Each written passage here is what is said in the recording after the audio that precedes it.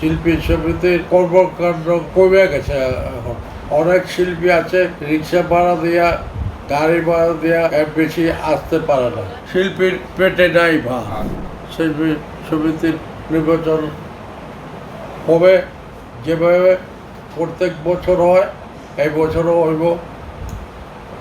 তো শিল্পী সমিতির কর্মকাণ্ড কমে গেছে।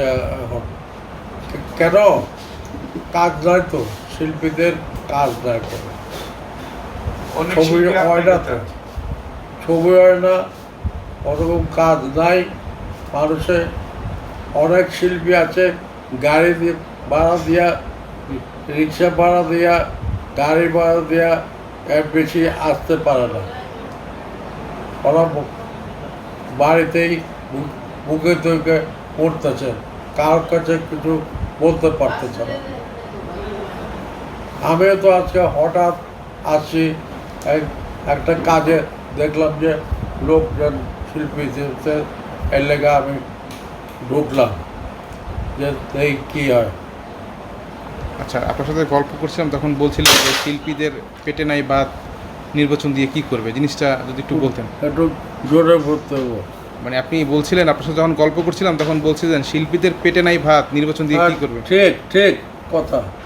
শিল্পীদের, আমাদের শিল্পী যারা আছে, আমাদের মেপসিগাম শিল্পীর পেটে নাই ভাত।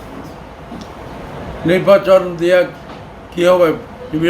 নির্বাচন তো পরে, আগে ভাতটার জোগাড় করুক না, ভাতের জোগাড় করুক, কেমনে ভাত পাওয়া যায় এটা জোগাড় করুক, তাহলে নির্বাচনটা যোগ্য।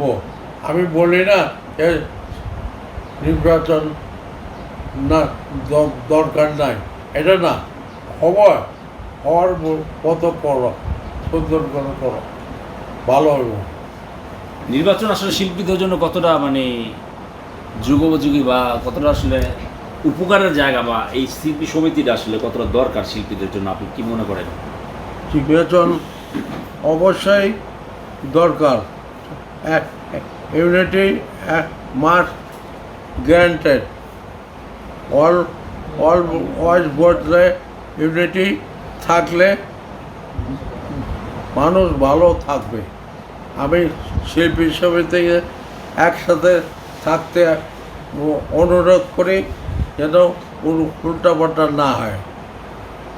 আমি এটাই আশা করি, শিল্পী সমিতি একসাথে থাক, একসাথে ভালো থাক, নির্বাচন করুক, সুষ্ঠু নির্বাচন হোক, এটাই আমি চাই।